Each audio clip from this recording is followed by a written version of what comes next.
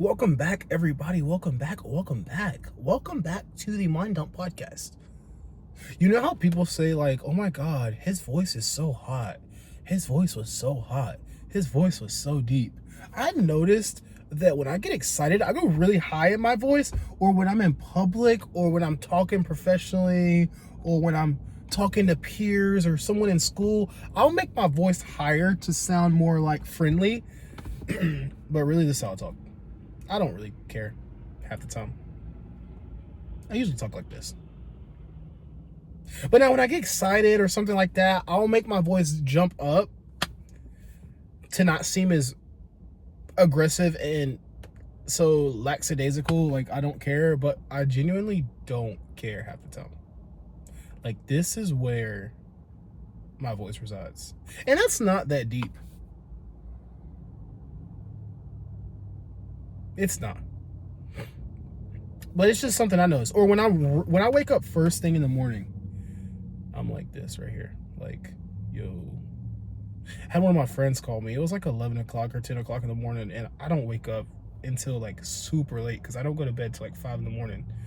And so I was on the phone like this. He was like, oh shit, you just woke up. I said, no, I'm still asleep. It's all right. I go really low and then really high.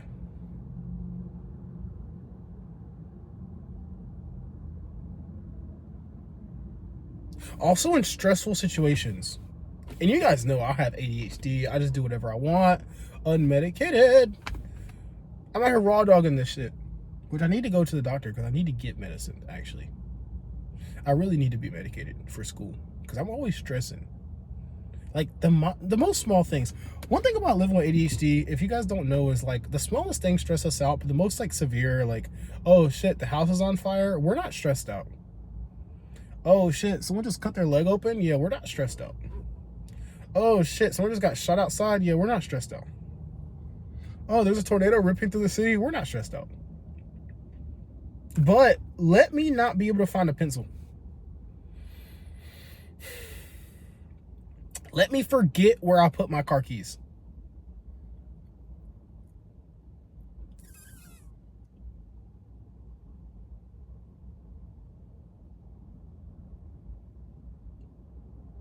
It's weird.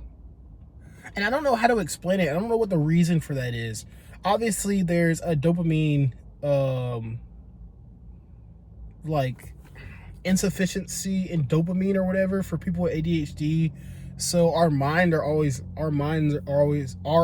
looking. I sound okay. Yeah, we're always looking for like something to do in our mind. At least that's what they say.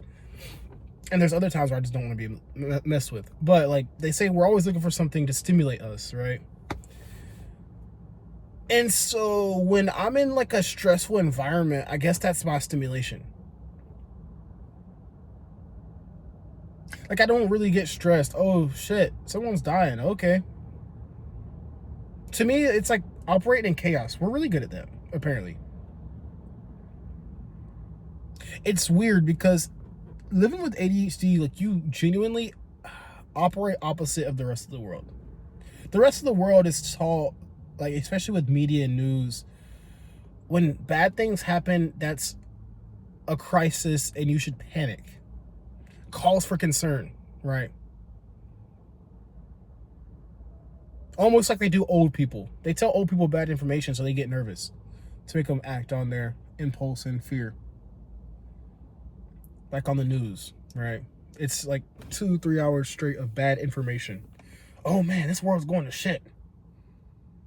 But really, I watch the news and I'm bored. I'm like, seen it. Already knew what happened. Dude hit a cop car, ran away, his car blew up, hit a guardrail, someone got shot, car blew up. Like, to me, that's like, okay, cool, moving on.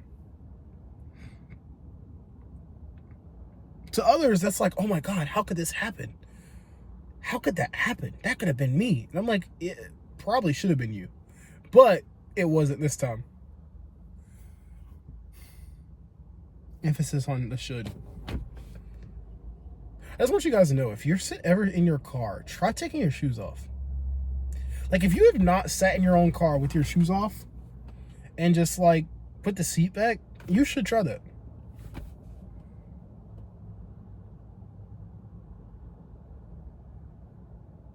I feel like there's such a high number of people who have it sitting in their car with their shoe off. Probably the same amount of people who have it sitting in the passenger seat of their car. Think about it. When were you sit in the passenger seat of your own car? I've never even let anybody drive my car. Obviously, I have a stick shift car. So no one's ever driven my car besides me, I don't think. I think I'm literally the only person to ever drive my car since I've had it. And I've had it for like a year or two. But like sitting in your car with your shoes off, that's like max. A hoodie, a blanket, a drink,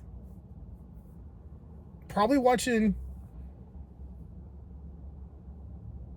Adventure Time or like Johnny Test or Total Drama Island. That's gotta be like the max level of comfortable you can get in your own car. I'm not gonna lie, if the car was big enough, I would sleep in the back seat. Why would I do it? I don't know. I just do it. Just to test it out, you know? Make sure it's functional.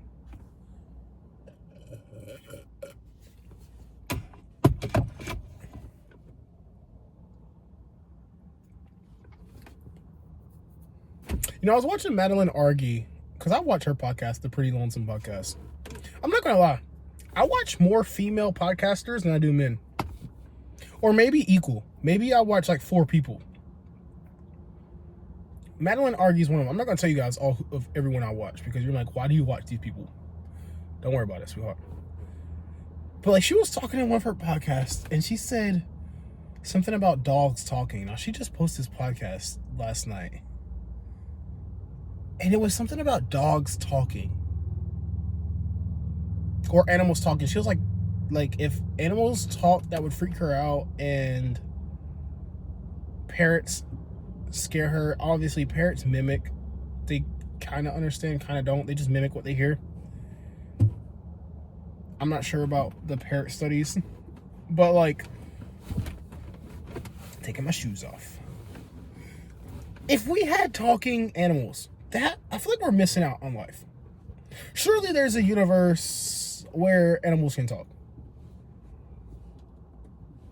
Surely there is. Because, like, imagine if your dog could talk. Now I'm a dog.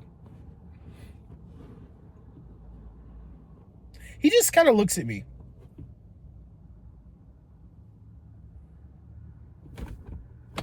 And I'm like, what? Right? I'm like, back up before I hit you. And, like, he stares at me. And does this right here number. And I'm like, bro, are you good? And so what if one day I asked him, like, bro, what's up? And he was like, what's up with it? And I was like, hold up, time out. Did you just talk back? And he's like, yeah. Right? I feel like you'd have to be a little bit more obedient to your dog if your dog could talk. Like, you would have to respect your animals more, because sometimes I talk shit about animals. I'm like, yeah, you stupid, smelly dog. Yeah, I'm going to call animal control on you. And, like, sometimes you got to talk shit to your dogs. Let them know, like, hey, I'm still boss. I'm big dog. It's funny. But, like, seriously, though, if your dogs could talk and they told you what they thought, you would almost have to respect them more. Like, you would have to be like, you know what? You're right.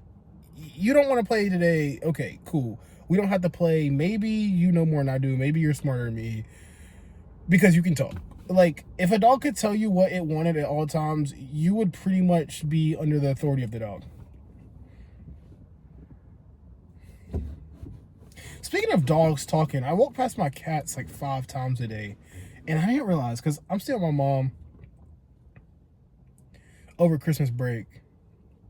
And she has cats. And they eat on this little cat stand, on this little table, whatever.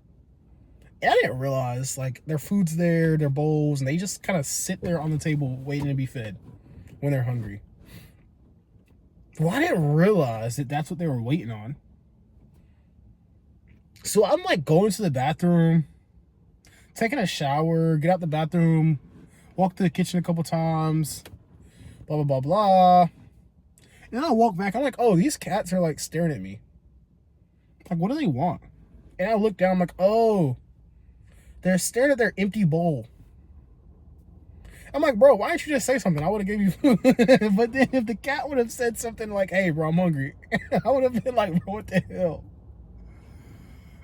Maybe it's a good thing that animals can't talk to us, because maybe I feel like we would really be aware of how bad of pet owners even the best of us pet owners are.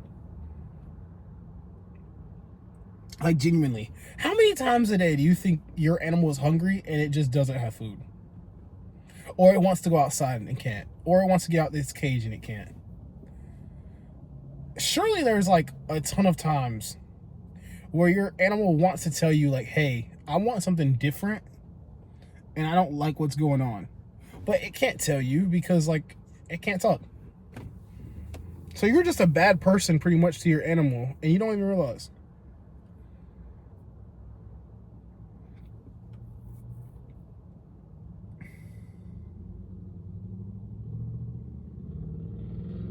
Can you tell where my head was at when you left me?